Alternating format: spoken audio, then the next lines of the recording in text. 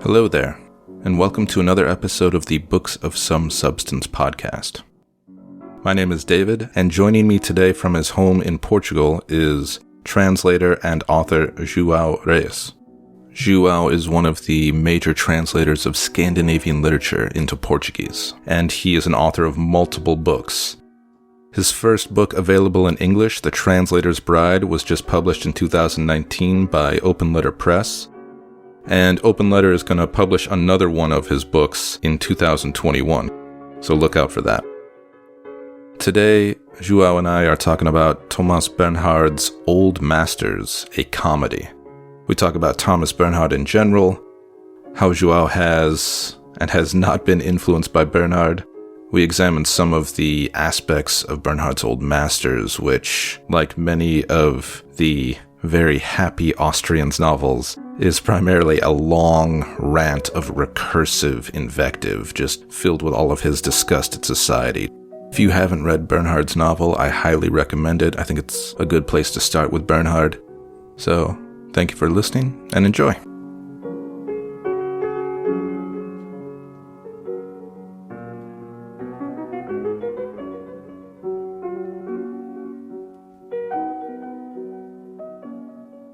I guess I have to ask, why did you choose Thomas Bernhard in general? Like, what makes you think he's an author worth reading, and how did you discover him as well? Thomas Bernhard is, in fact, I can say everyone can read him, and he is a very peculiar writer, so he's well worth to know, because he's so honest in his writing. Not in the sense that you have nowadays, let's say, so-called autofiction, but it comes from the heart, you know. He's a very intellectualized writer. You can see in the way he writes, he has a very, very characteristic style. Mostly his books are a guy ranting about everything. Yeah. You know, Austrians, everything. The world is despicable and loathsome. So that's the main plot of all Bernhard books.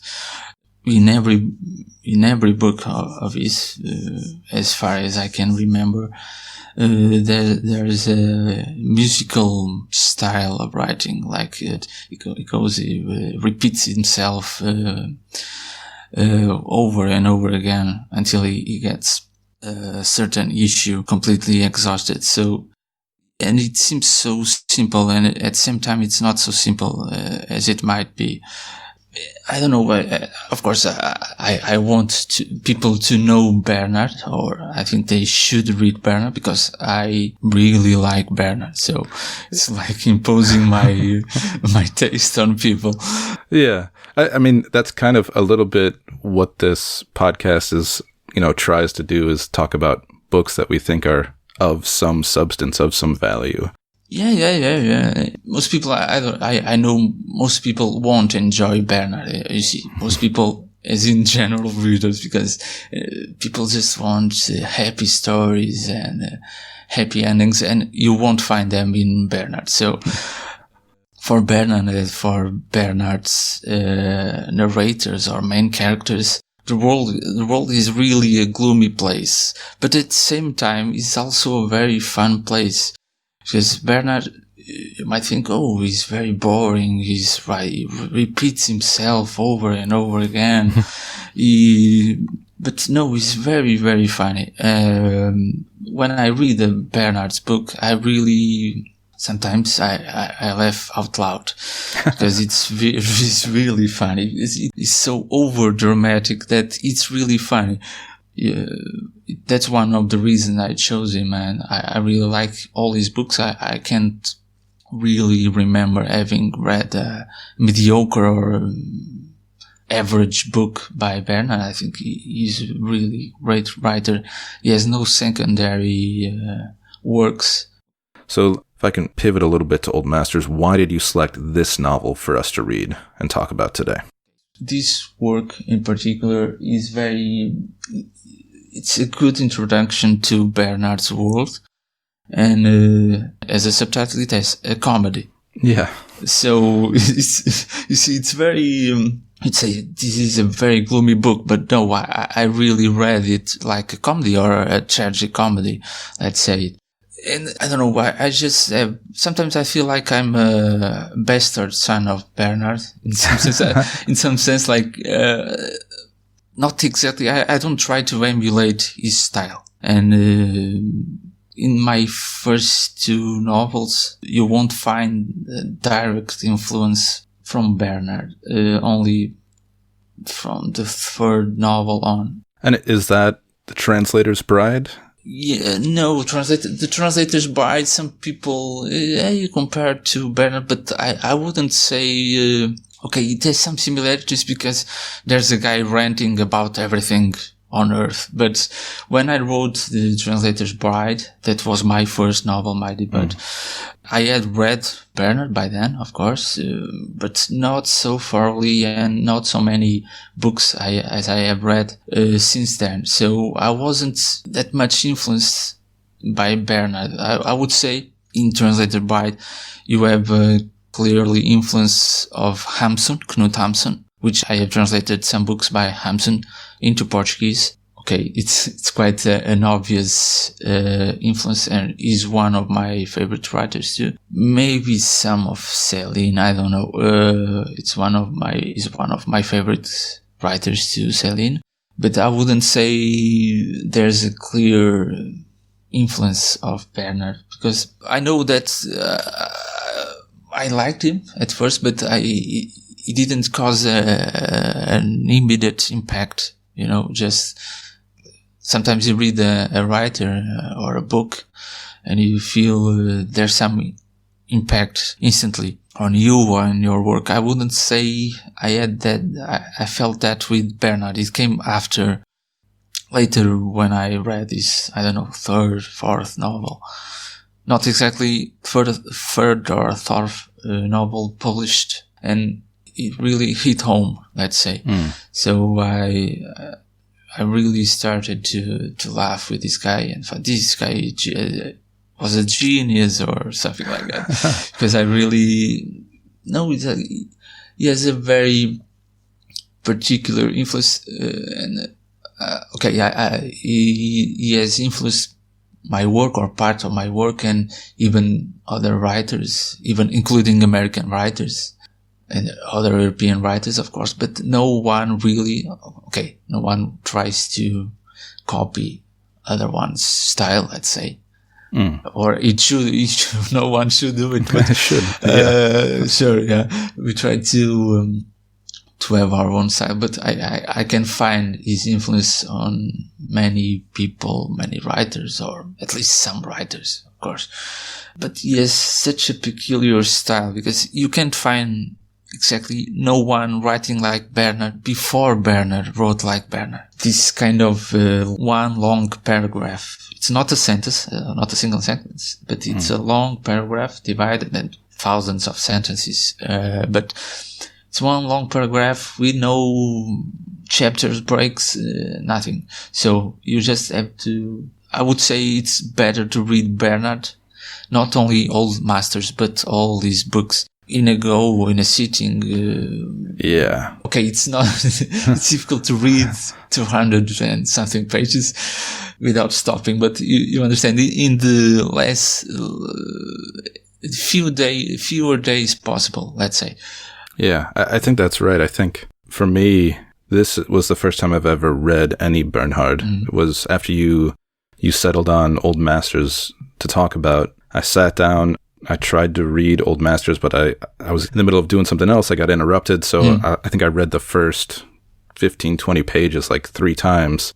Yeah. And then eventually I was like, all right, I just need to sit with it, because not only do you lose the references if you don't sit with it, you really need to allow yourself to get kind of pulled into the flow of his voice and to find the humor. I think when you're with it, it's much funnier than if you're trying to start and stop, because at first the voice doesn't feel particularly engaging, not right off the bat anyway. It's more about you're trying to kind of get your bearings about what's happening, where are you, is there a narrative, is there a plot? But then once you're in it, You feel very much a part of it, and you allow yourself to be, you allow it to be funny, or it becomes funnier as you're kind of going with it. And the recursiveness, the sort of building on top of themes and internal references gets funnier and stranger. And yeah, I got hooked. Once I read Old Masters, I immediately read Concrete and The Loser. One of his best, I would say, too. Yeah, they're great. So you made a fan out of me, I'll say. No, yeah, and it's funny that you say that you had read the same pages over and again more than once, and then you got hooked when you let yourself into his voice, because it's one of the statements, let's say, that Bernhard uses in this particular book, Old Masters, that if you dwell too much on a work of art, you will find it ridiculous. Yes. So no work of art can be perfect or technically perfect.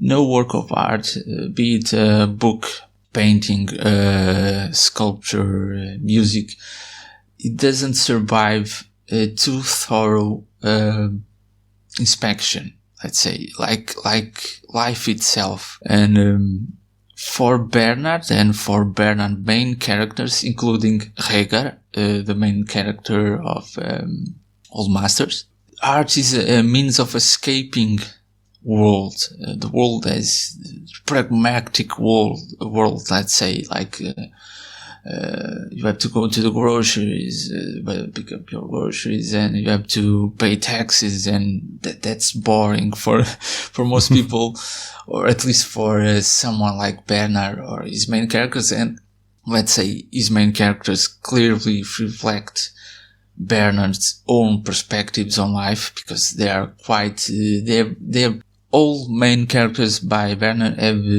similar characteristics. Like they all live or write or try to play music. Music is like Bernhard. Bernhard was initially he tried to live like a musician.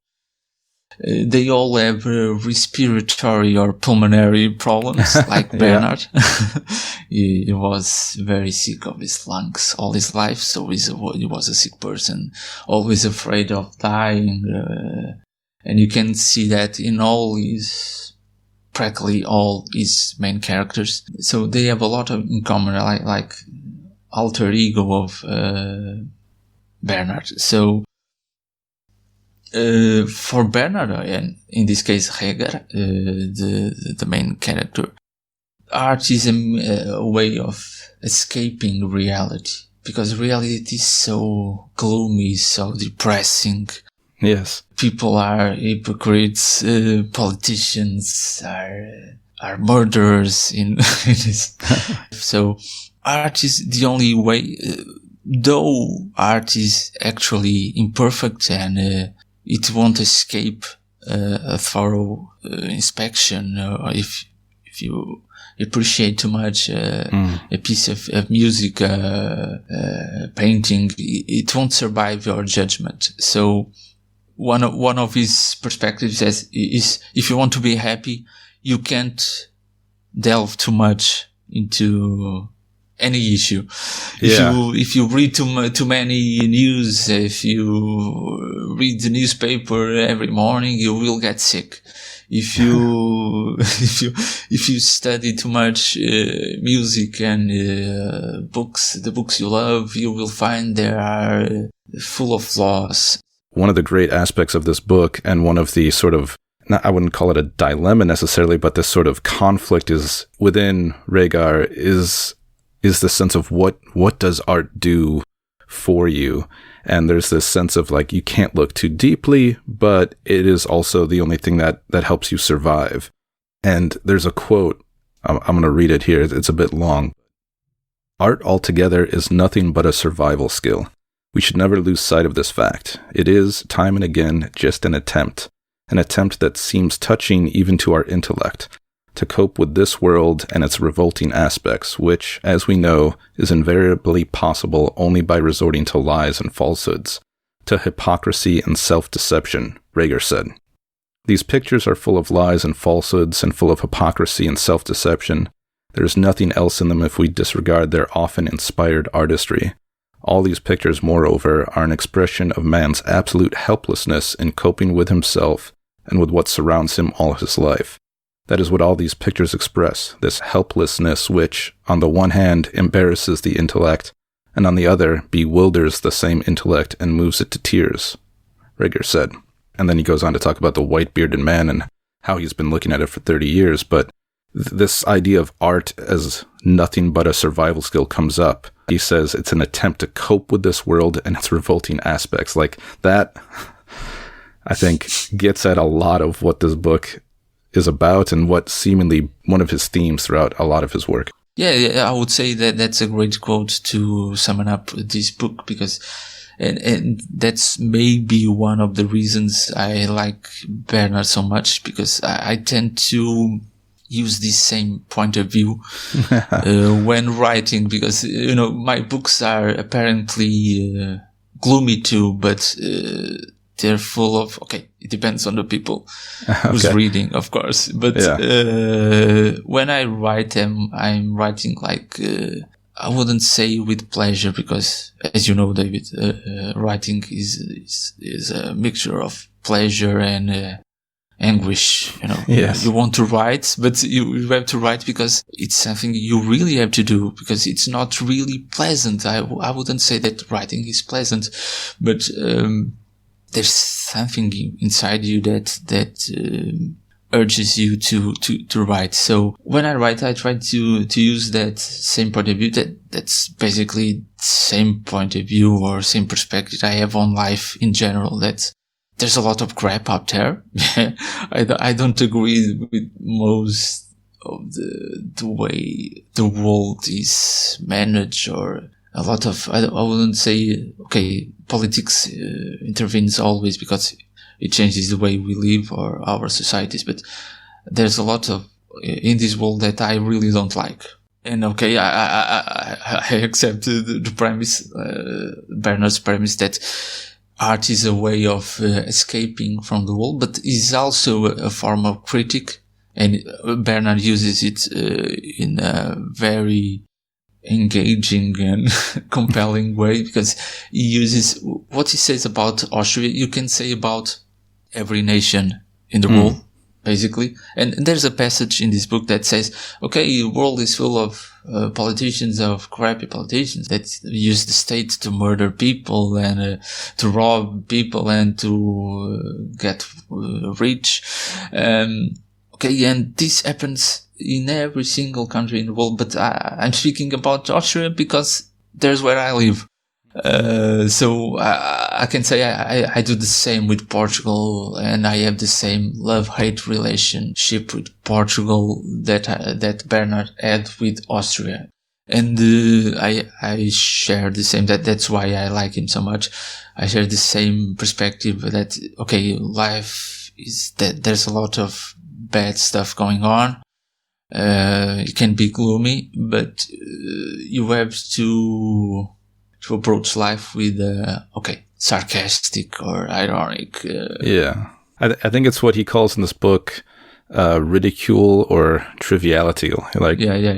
In the end, he says, or I'm guessing this is again Reger, in the end, everything eventually becomes a prey to ridicule, or at least to triviality, no matter how great and important it may be. And then later, we only control what we ultimately find ridiculous. Only if we find the world and life upon it ridiculous can we get any further. There is no other, no better method, he said. It's this idea of you have to look at everything, even the thing that is your sort of refuge, which is art or literature or music. You can't even look at that too deeply, because it'll ruin your ability to look at everything with the sort of ridicule and disdain that it deserves. Exactly. It's I share his views, so maybe that's why all these books hit home with me. I can say that contrary to some other writers that I really appreciate, like Céline, Thomas Bernhard can be a bit snobbish, you know. You know, all his main characters are all wealthy or married to a wealthy woman like Heidegger or something like that. And he talks about going to the Musikverein in Vienna, and he doesn't talk about common people like, for example, Céline does. Céline was a doctor, and you can see he was really, some experiences, like he was fighting in the trenches during the First World War, things like that. And he talks a lot about the slums and prostitutes and low-life characters in Paris and throughout France. So Bernhard is quite the opposite. He talks about intellectual circle of society. Despite, I tend to avoid talking about the writer's biographies. It's not important for me, nor to analyze their work. Yeah. But Bernhard himself wasn't that snobbish, I would say. But he had a difficult upbringing, as far as I know. That's why he keeps repeating that childhood was in this book, and not only in this book, but he says that childhood is not happy. No one can have a happy childhood. I have the quote because I just have pages of quotes in front of me because I found this book incredibly quotable. But he says, to say that one has had a happy childhood in order to spare one's parents is nothing but a piece of socio-political villainy. We spare our parents instead of charging them lifelong with the crime of procreation of humans. It's funny, and there's a sense that even though you might agree with Heidegger on some things, you're still, as a reader, sort of, there's a lot to ridicule him for as well. It's not as if, like you were talking about, Bernhard sort of has, or at least a lot of the narrative voices have this sort of privileged viewpoint where they look down on everything and are critical of it. If you kind of distance that a little bit, I feel like Bernhard is being critical a lot of his narrators, even if they might share some of his points of view and some of his ideas. Exactly. I share the same opinion. He exposes his main characters to the reader, so it's like he's joking with his own statements. Okay, I rant about everything. Austria is a mess. Politics is a mess. People shouldn't procreate. Common people are just stupid and they can't appreciate music and art, and they just say the stupidities. But at the same time, he's exposing his main characters, the narrators, to the judgment of the reader. And we can say, okay, this guy is always complaining, but yeah, let's say a good life. In general terms. And if you, for example, a good example of this kind of sometimes approaching nonsense is the long rant about Viennese and Austrian lavatories. There's a long digression of several pages, and he says, okay, Viennese and Austrian lavatories and toilets are the worst lavatories or toilets in the world. In one part he says, okay, excepting the so-called developing countries, but at least they are the worst lavatories in the developed countries, which, okay, we might think maybe they're not really the worst. And there's a part where he says, Austria has no lavatory culture. Austria is seen as a country of music and culture, but they have the worst lavatories possible.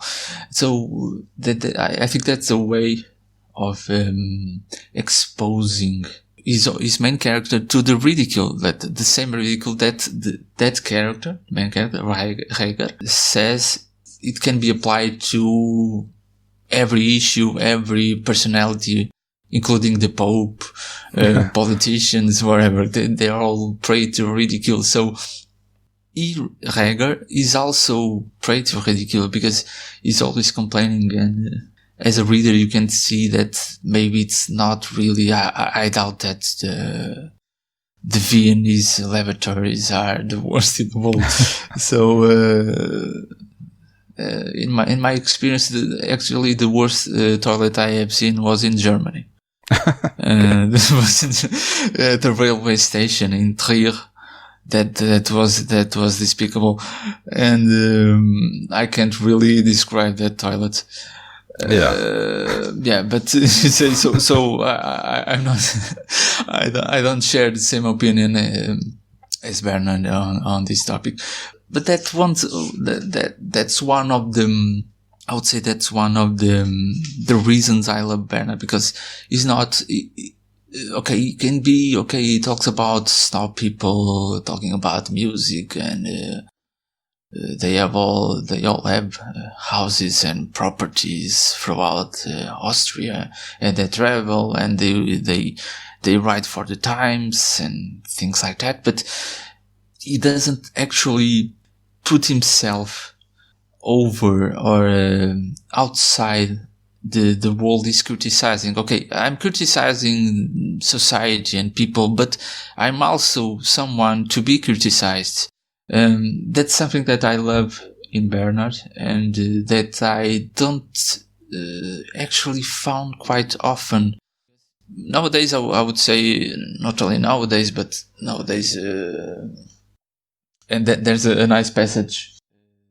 Bernhard says, the books today are crammed full of kitsch and sentimentality.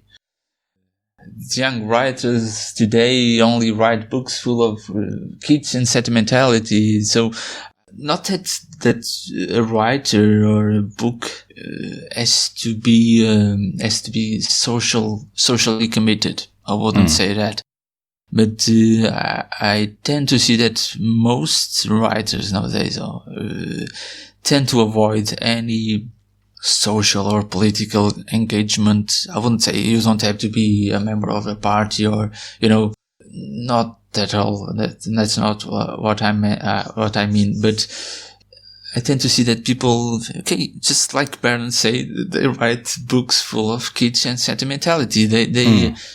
They try to appeal to feelings and emotions with happy stories or, okay, maybe tragic stories that try to appeal to the emotions of the reader and not exactly to his intellect. And Bernhard is a very intellectualized writer. I think he sort of appeals to an intellectual's understanding and relationship and connection to sentimentality and to sort of that connection or finding that sentimentality through art. Yeah. That's one of Reger's attacks on art and the failure of art and the old masters, because they kind of abandon you, or he mentions how they abandon him.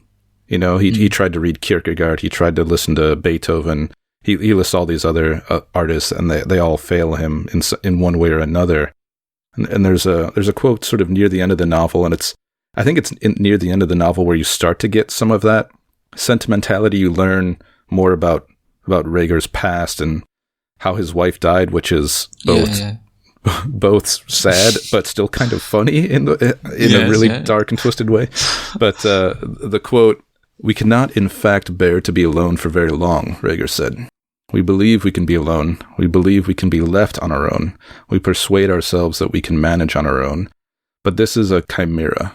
Without people, we have not the slightest hope of survival," Reger said. "No matter how many great minds and old masters we have taken on as companions, they do not replace a human being," Reger said. "In the end, we are abandoned by all those so-called great minds and by all those so-called old masters.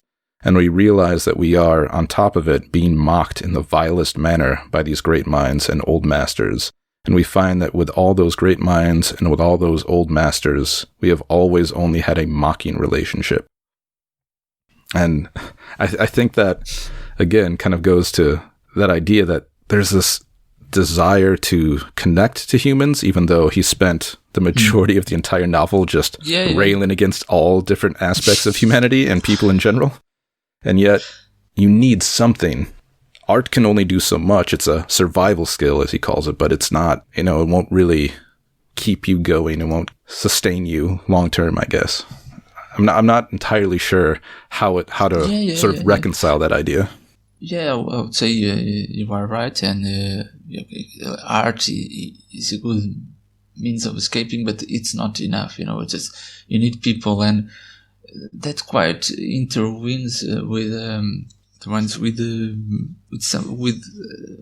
I would call it a writer's confession. I have it when he says, "Okay, I'm a writer. I pretend I don't want to know what people think about what I write." In this case, Heidegger wrote for the Times, some music critics. But I can try to find a quote like page 140. "I want to know what people are saying about what I have written," he said.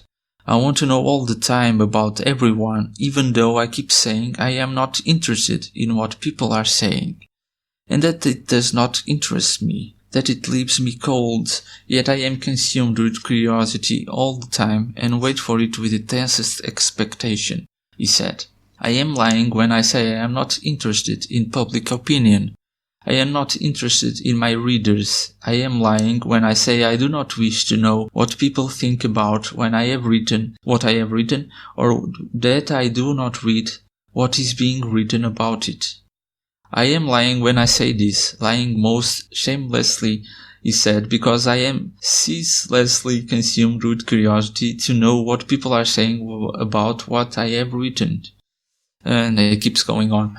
So it's like, okay, he's an artist, he despises other people, but he still wants to know what they think about him and his work.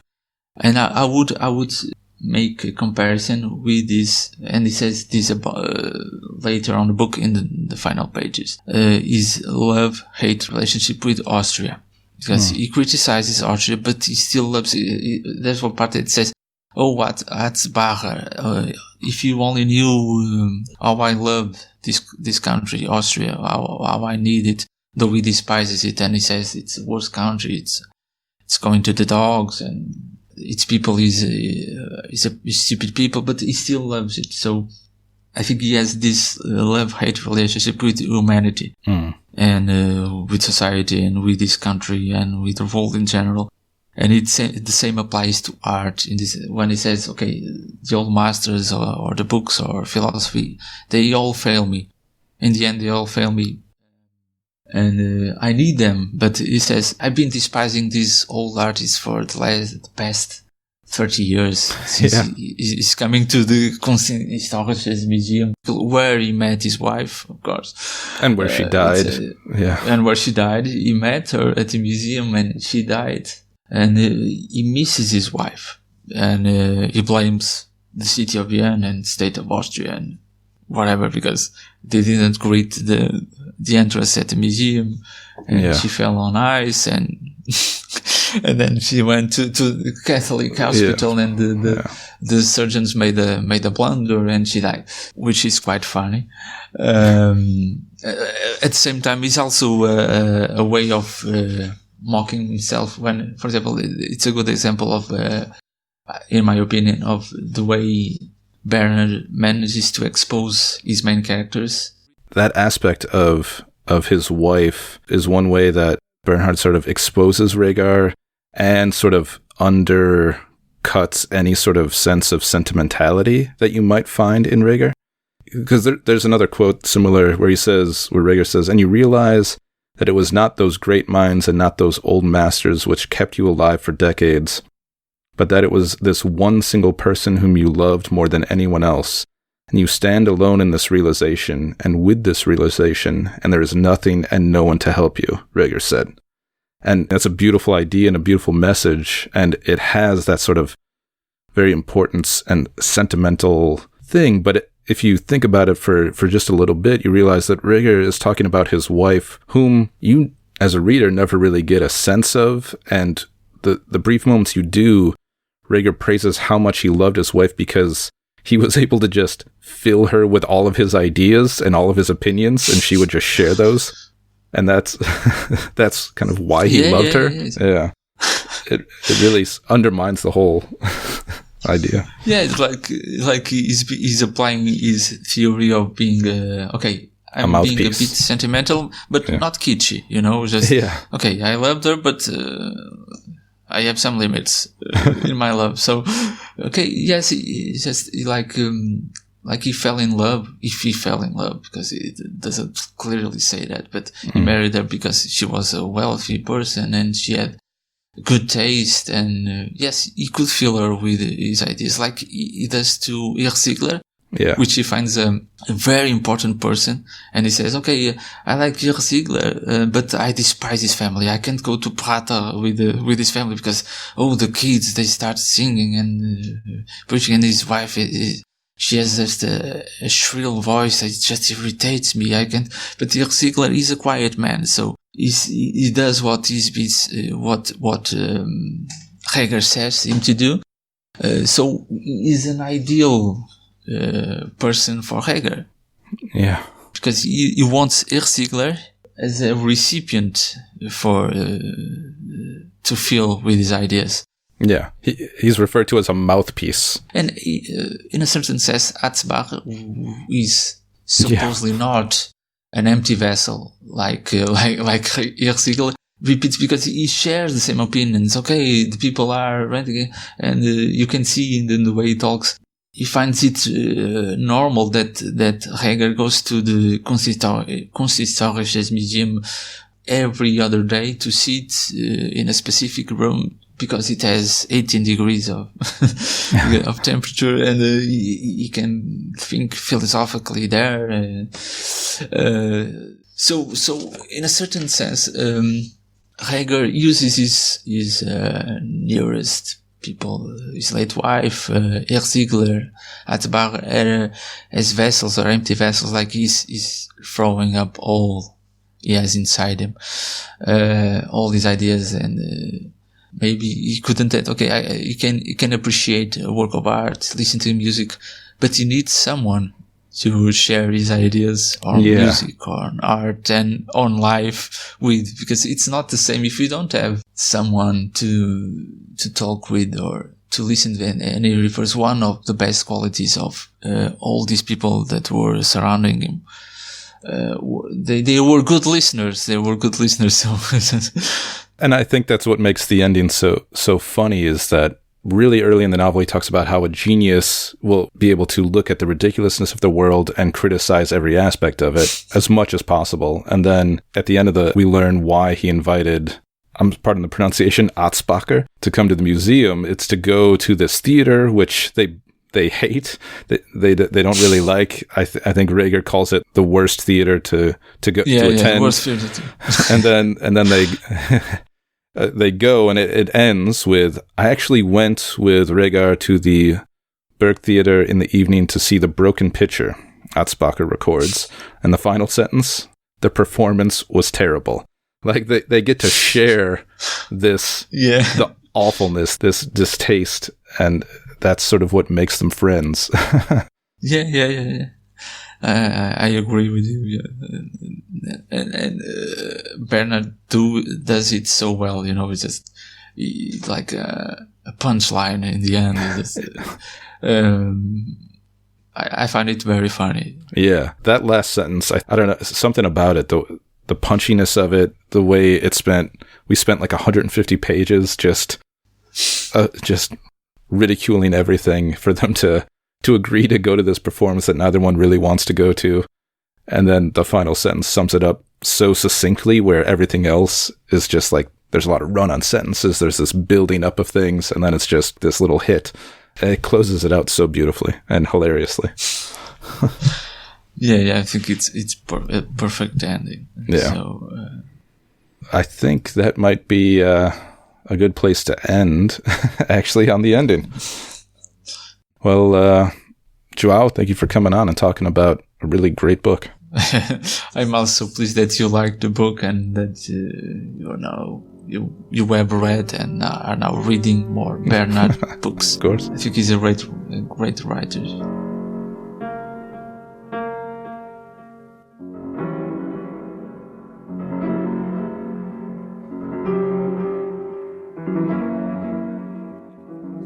Thank you for listening to this episode. You can find out more about João Reis at his Instagram or his Facebook page. His Instagram handle is João Reis, that's JOAOREIS.author. Search for him there or on Facebook. And as I mentioned at the beginning, I highly recommend his novel, The Translator's Bride. It's a very dark, very funny book, which, if you listen to the podcast, you kind of heard him talk about his sense of humor and his interest.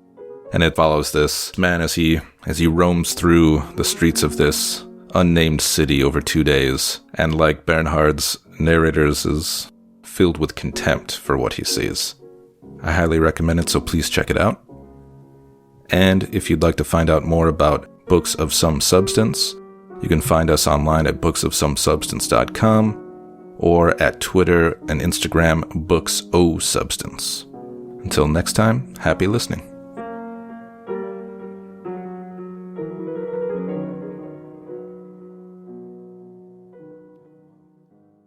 Like Heidegger, I don't talk to much people.